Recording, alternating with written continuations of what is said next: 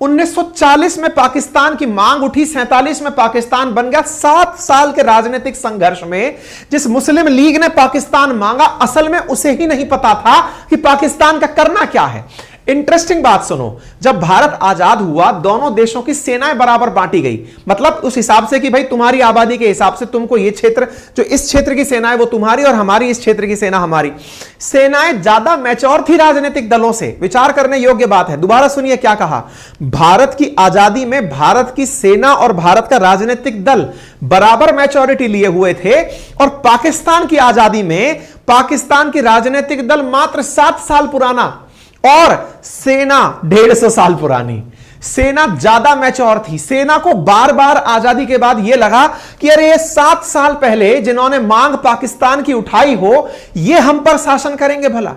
और भारत के केस में 1885 की बनी कांग्रेस और भारत की सेना रिवाइव कब हुई थी? 1895 में।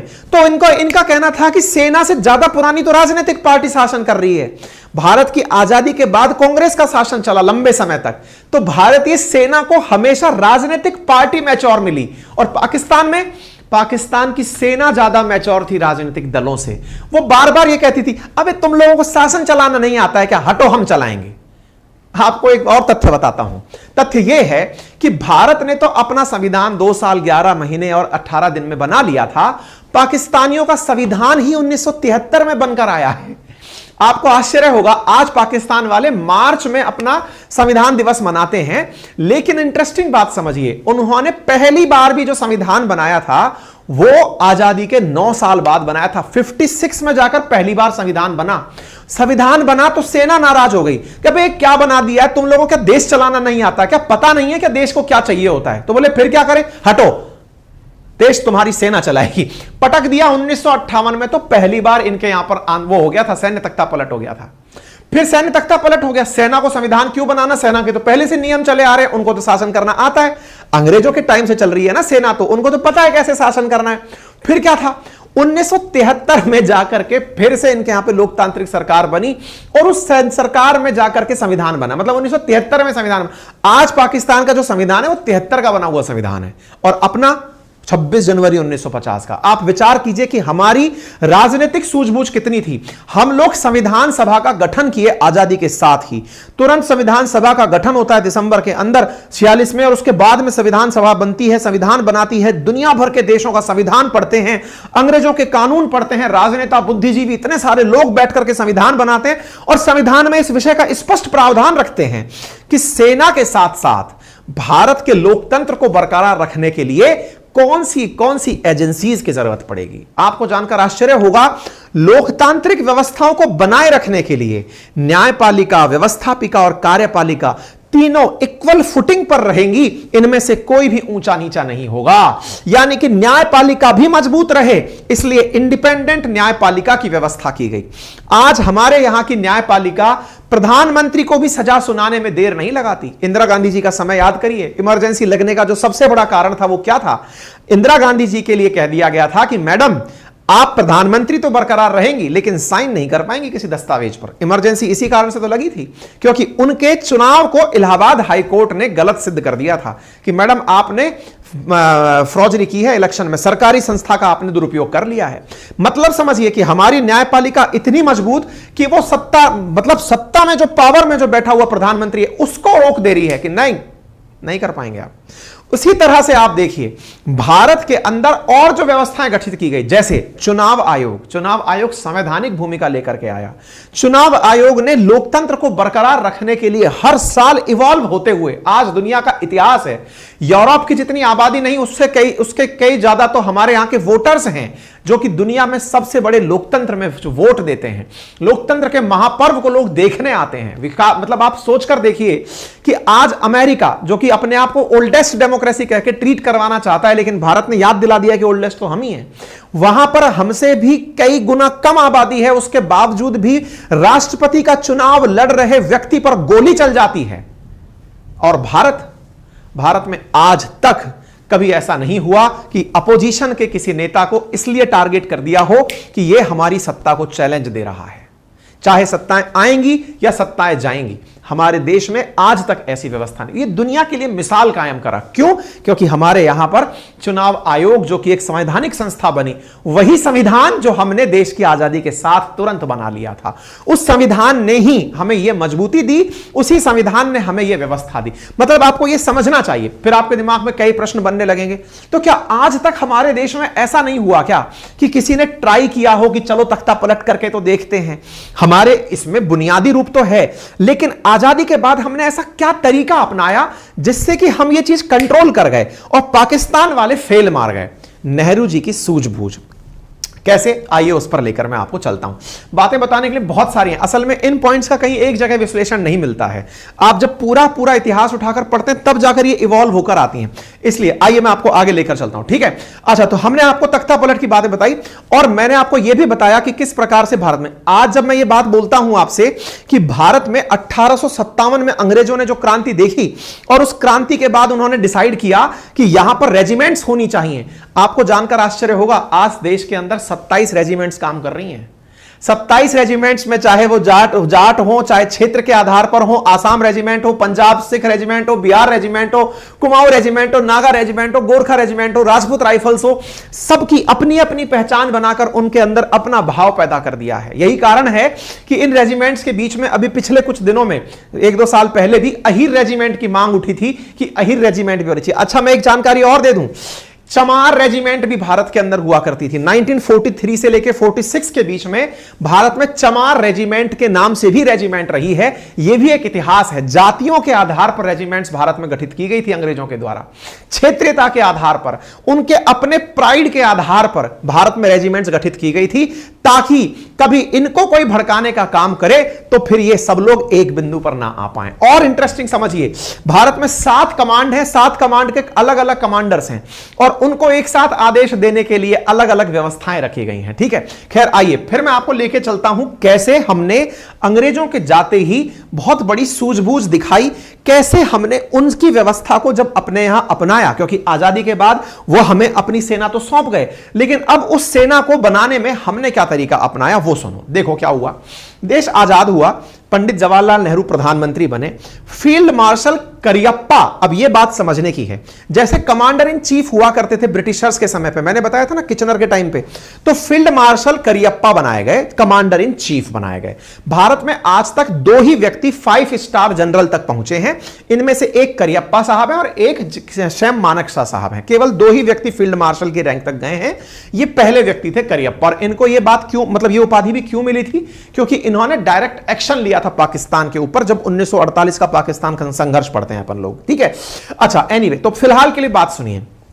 अंग्रेज चले गए, अंग्रेज गए तो भारत को देश की सत्ता सौंप गए तो सेना सौंप गए, सेना सौंप गए तो हम अपनी सेना को किन से चलवाएं? सेना को चलवाने के लिए करियप्पा साहब को बिठाया गया कि साहब आप सेना चलाएं। करियप्पा साहब, और करियप्पा साहब के बाद में जो इनके बाद में दूसरे जो व्यक्ति बने वो थिमैया कौन थे? थल सेना अध्यक्ष थे जो करियप्पा के बाद में। अब हुआ क्या? हुआ ये कि जो करियप्पा साहब थे ये कमांडर इन चीफ थे। भारत ने सबसे पहले जो समझदारी का काम किया, पता है वो क्या किया? कमांडर इन चीफ का पद ही खत्म कर दिया। नेहरू जी की सूझबूझ देखिए, दूरदृष्टि देखिए, और दूरदृष्टि में क्या किया? जो कमांडर इन चीफ का घर होता था, नेहरू जी ने खुद का अपना घर बना लिया कि सर, चूंकि देश में लोकतंत्र आ गया है, सेना के शासन की जरूरत क्या है? अंग्रेज तो सेना के माध्यम से और पुलिस के माध्यम से शासन करते थे, चूंकि लोकतंत्र आ गया है ना, तो कमांडर इन चीफ, आपका जो त्रिमूर्ति भवन है ये मुझे दे दीजिए। पहचाने आजादी के समय क्या तिगड़म बिठाई नेहरू जी ने? हटो भैया, आप हटो यहां से, आप अपने हो, देश की आजादी में विश्वास है, आपकी जगह हम रहेंगे साहब इस जगह। बोले ऐसा क्यों? बोले देखिए, 3 सेना के तीनों अध्यक्ष होंगे और 3 अध्यक्ष रह करके उन तीनों अध्यक्ष के ऊपर एक लोकतांत्रिक रूप से चुना हुआ व्यक्ति रक्षा मंत्री होगा। कमांडर इन चीफ की जरूरत क्या है? आज भी रक्षा मंत्री इसीलिए तीनों सेनाओं के अध्यक्षों के ऊपर जनता के द्वारा चुना हुआ व्यक्ति है जो बैठता है। कमांडर इन चीफ का पद ही नहीं रखा जो अंग्रेजों ने रखा हुआ था। पाकिस्तान वाले यही मार खा जाते हैं। क्या आप मेरी बात समझ रहे हैं? हमने सबसे बुनियादी कदम जो उठाया, तीनों सेनाओं पर राज करने के लिए कोई एक सैनिक का व्यक्ति नहीं चुना। अब आप में से कुछ लोग कहेंगे सर अभी chief of army staff, chief of navy staff, chief of airfield staff होता है, ये क्या है? आज भी थल सेना अध्यक्ष, नौसेना अध्यक्ष होते हैं, लेकिन इन सब में से भी तीनों के ऊपर बैठने का जो व्यक्ति बनाया है, जैसे सीडीएस बनाया था अपन ने, chief of defence staff, commander in chief नहीं, चीफ ऑफ डिफेंस स्टाफ बनाया, लेकिन उसकी रैंकिंग उन्हीं जनरल्स के बराबर रखी, वो भी वही 4 स्टार जनरल रखे गए। उनसे यह कहा गया कि आपका काम कोऑर्डिनेशन का है, आप इनके ऊपर नहीं हो। सीडीएस विपिन रावत नाम सुना था आपने? हम लोगों ने जो उनका पद सृजित किया था, कमांडर इन चीफ नहीं था, वो चीफ ऑफ डिफेंस स्टाफ था। आप सबके ऊपर हैं, आप इनका ऊपर का मतलब कोऑर्डिनेट करेंगे, जनरल रैंक बराबर है। 5 स्टार तो 2 ही थे हमारे यहां पे, सैम मानेकशॉ और ये करियप्पा। करियप्पा से कमांडर इन चीफ का पद ले लिया और उनको कहा सर आप थल सेना संभालें, आपके अनुभव का लाभ लें और हमें यह पद दें। भारत ने समझदारी से सबसे पहला काम यह किया था। उम्मीद है आपको यह तरीका समझ में आओ, नेहरू जी ने सबसे पहले क्या काम किया था। ठीक है, अच्छा एक और घटनाक्रम बताता हूं, मतलब कैसे धीरे धीरे इवॉल्व हुई। नेहरू जी के द्वारा जो कार्य किए गए उनमें से 57 का कार्य बड़ा इंटरेस्टिंग है, और वो क्या है, एक बार की बात है कि जनरल थिमैया जो हैं वो भारत के चीफ ऑफ आर्मी स्टाफ हुआ करते थे, थल सेना अध्यक्ष हुआ करते थे। नेहरू जी उनका कार्यालय विजिट करने गए। जब कार्यालय विजिट करने गए तो थिमैया साहब के ऑफिस में पीछे की तरफ एक कैबिनेट लगी हुई, जैसे अपने अलमारी लगी होती है, ऐसे एक स्टील की अलमारी रखी थी, बड़ी सिल्वर की सी खूबसूरत सी। उसमें साहब नेहरू जी ने पूछा कि इसमें क्या क्या रखा है, तो उन्होंने कहा साहब पहली रो में तो रखा हुआ है डिफेंस प्लान्स। बोले अच्छा, और दूसरी में? बोले देश के अंदर क्या स्ट्रेटजी होनी चाहिए वो रखी हुई है, मतलब ये तो आज युद्ध हो जाए तो क्या प्लान है, भविष्य में क्या होने चाहिए। और बोले तीसरा, बोले कभी आपके खिलाफ अगर सेना को शासन करना पड़े तो उस समय क्या तरीका अपनाया जाए। आप विचार कीजिए, प्रधानमंत्री थिमैया जी के ऑफिस में है और थिमैया जी के पीछे जो अलमारी रखी है उसमें इस बात का भी रोड मैप बना हुआ है कि कल को अगर कू करना पड़े, सैन्य विद्रोह करना पड़े तो तरीका क्या अपनाया जाए। भाई साहब नेहरू जी इस बात को सुन तो लिए, एक हल्की सी इस्माइल पास करके चले आए। ये बड़ा इंटरेस्टिंग वाकया है और ये रियल स्टोरी है 1957 की। The top dryer contain the Nations defence plan, second dryer के अंदर रखा है confidential files of Nations top generals की, इनकी कॉन्फिडेंशियल चीजें रखी हैं, और थर्ड में रखा हुआ है कि इसमें इस ड्रॉअर में सीक्रेट प्लान रखा है कि कल को अगर मिलिट्री कू आपके खिलाफ करना पड़े तो कैसे करें। नेहरू जी ने कहा अच्छा भाई साहब, देश में इतना संघर्ष करके लोकतंत्र लाए और सेना को हम शासन दे दें, सेना जो खुद नहीं चाहती वो ये चाहती है कि देश में लोकतंत्र है। आपको इंटरेस्टिंग बात मैं आपको बताता हूं, जिन जिन देशों में लोकतंत्र बरकरार है, विशेष रूप से पश्चिमी देशों को आप देखें, वहां पर आज तक सैन्य शासन नहीं आया। भारत इसीलिए दुनिया में सबसे अलग है क्योंकि यहां पर लोकतंत्र मजबूत है, और लोकतंत्र की मजबूती उन राजनेताओं ने जिन्होंने इतने लंबे विजन और संघर्ष के साथ देश में लोकतंत्र लिया। अच्छा ये तो चलो कोई बात नहीं, अब नेहरू जी की सूझबूझ से तो ये सब चीजें बच गई, लेकिन क्या ये चीजें आगे तक कंटिन्यू रही? नहीं, इसमें बड़ी इंटरेस्टिंग कहानियां हुई साहब। कई ब्रिटिशर्स ये मानना शुरू कर चुके थे, कई अंग्रेज ये मानना शुरू कर चुके थे कि नेहरू जी चूंकि उस समय के व्यक्ति हैं जिस समय राष्ट्रीय आंदोलन था, तो उन्हें तो पता है देश कैसे चलाना है। ठीक है साहब, लाल बहादुर शास्त्री जी भी जो हैं वो भी नेहरू जी की टीम के थे, तो उन्हें भी पता है। लेकिन जब ये दोनों लोग नहीं रहेंगे तो फिर इंदिरा गांधी जी देश नहीं चला पाएंगे। और इंदिरा गांधी जी देश क्यों नहीं चला पाएंगी? क्योंकि उस समय पर सैम मानेकशॉ जो कि 5 स्टार जनरल बने, फील्ड मार्शल बने, इनके बारे में यह कहा जाना लग चुका था कि ये सत्ता हटा करके इंदिरा जी की और सैन्य तख्ता पलट करेंगे। एक दो जगह पर ऐसे डायलॉग भी मिलते हैं जिस समय पर मिसेस गांधी पूछती हैं, उन्हें बुलाती हैं मानेकशॉ को और उनसे पूछती हैं कि मैं बड़ी चिंतित हूं और पूछती हूं कि when are you taking over. Manekshaw से पूछती हैं कि आप कब इस सत्ता को लेने वाले हैं। मानेकशॉ कहते हैं कि मैडम डरने की जरूरत नहीं है। इस पर एक फिल्म भी बनी हुई है। मतलब यह हद बीच में आई थी क्योंकि ब्रिटिशर्स ने, बहुत सारे अंग्रेजों ने कहा कि नेहरू जी के पास तो अनुभव है लंबा चौड़ा, औरों को क्या पता कैसे होगा। अच्छा, और ये वास्तविकता भी है क्योंकि 1967 में जब इलेक्शन हुए तो किसी को यह विश्वास नहीं था कि इंदिरा जी चुनाव जीत जाएंगी, और इस विश्वास की कमी के चलते ही प्रिडिक्ट होने लग गया था कि 67 उधर 58 में पाकिस्तान के अंदर सैन्य शासन आ गया और इनके यहां पर अब 67 में सैन्य शासन आ जाएगा। ठीक है, लेकिन मेरे प्यारे साथियों 67 के चुनावों में ये बहुत ही फेमस टाइम्स मैगजीन के द टाइम्स अपन पढ़ते हैं ना, टाइम्स की पावरफुल लिस्ट आती है, उसके अंदर टाइम मैगजीन की कॉरेस्पॉन्डेंट है नवेली मैक्सवेल। इनका लिखा हुआ लेटर है जिसमें ये कहते थे कि हम तो सोचते थे कि 67 में ही वो आ जाएगा, 67 के इलेक्शन में ही ऐसा हो जाएगा, लेकिन हो नहीं पाया क्योंकि इस समय पर इंदिरा गांधी जी 44% मत लेकर के विजयी घोषित हुई थी। 520 सीटों पर कांग्रेस जीती, 283 सीट लेकर आई थी और ये विदेशी लोग देखते रह गए थे। भारत ने इतनी बड़ी पॉलिटिकल सूझबूझ दिखाई थी और ऐसी स्थिति में हालांकि कांग्रेस बहुत से राज्यों में पिछड़ी जरूर थी, लेकिन उसके बावजूद भी सरकार कंटिन्यू रही। अच्छा, फिर एक वाकया और हुआ। सैन्य मामलों में कहा गया कि 1984 में जब इंदिरा गांधी जी की हत्या हुई थी, उससे जस्ट पहले जब स्वर्ण मंदिर पर कार्रवाई हुई थी, ऑपरेशन ब्लू स्टार चलाया गया था, तो कहते कुछ सिख सैनिक नाराज हो गए थे। सिख सैनिक नाराज हुए क्योंकि भाई अल्टीमेटली जो बॉडीगार्ड थे इंदिरा गांधी जी के वो भी सिख धर्मावलंबी थे जिन्होंने उनको गोली मारी थी। और दूसरा, उससे पहले भी क्योंकि स्वर्ण मंदिर काफी प्रतिष्ठित और पूजनीय स्थान है, उसमें सेना कैसे एंट्री कर गई, इससे बहुत सारे सिख नाराज थे।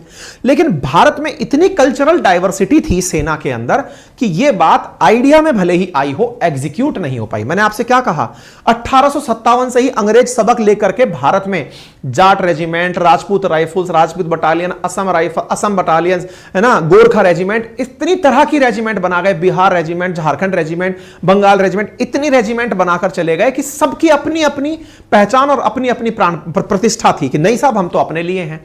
इसलिए भारत में ऐसा नहीं हो पाया। 84 का मामला भी निकल गया।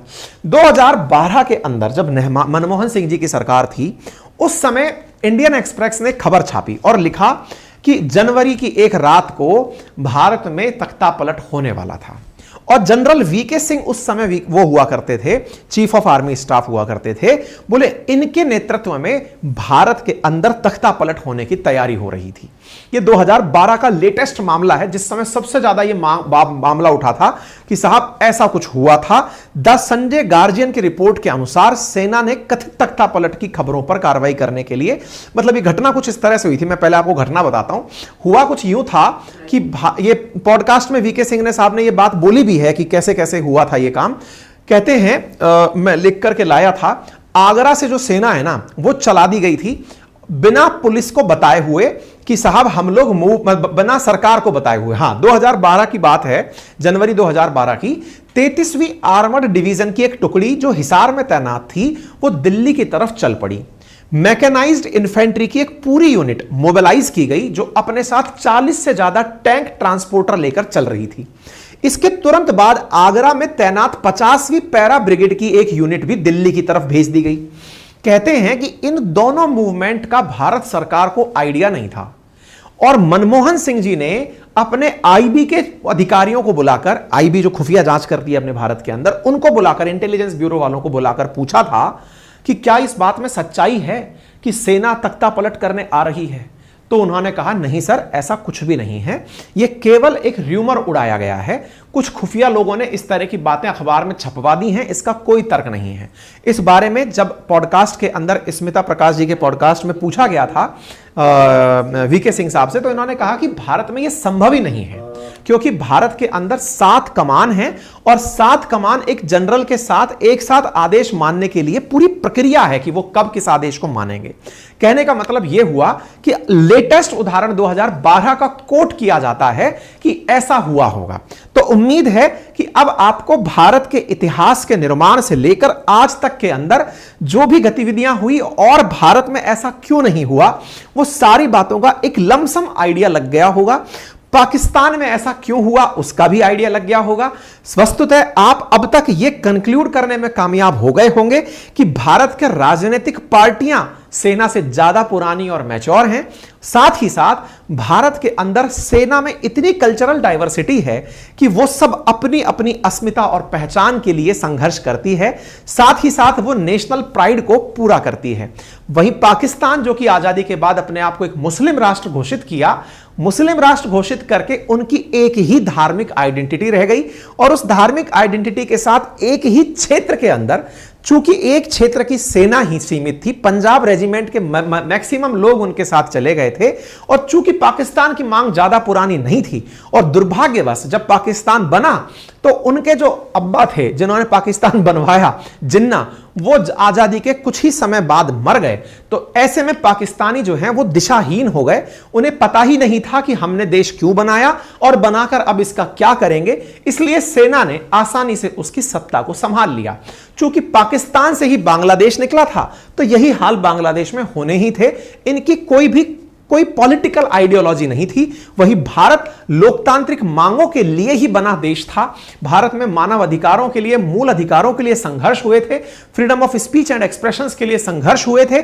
इसलिए कभी भी सेना की किसी भी राजनीतिक पार्टी ने मदद नहीं ली और इसी वजह से आज तक भारत के अंदर सैन्य तख्तापलट जैसी घटनाएं ना तो सुनी गई हैं, और जितना भारत में लोकतंत्र और लोकतांत्रिक व्यवस्थाओं को मजबूत देने वाली संस्थाएं बनी रहेंगी, उतने सालों तक भारत में सेना का शासन नहीं रहेगा। उम्मीद है कि आप लोगों को यह जानकारी अच्छे से समझ में आई हो। बाकी आप अपनी तरफ से अगर कोई पॉइंट ऐड करना चाहें तो जरूर कमेंट बॉक्स में करें।